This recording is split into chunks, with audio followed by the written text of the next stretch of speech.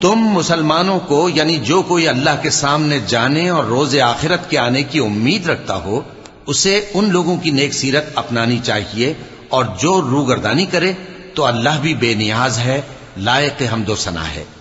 عجب نہیں کہ اللہ تم میں اور ان لوگوں میں جن سے تم دشمنی رکھتے ہو دوستی پیدا کر دے، اور اللہ قادر ہے اور اللہ بخشنے والا ہے، مہربان ہے۔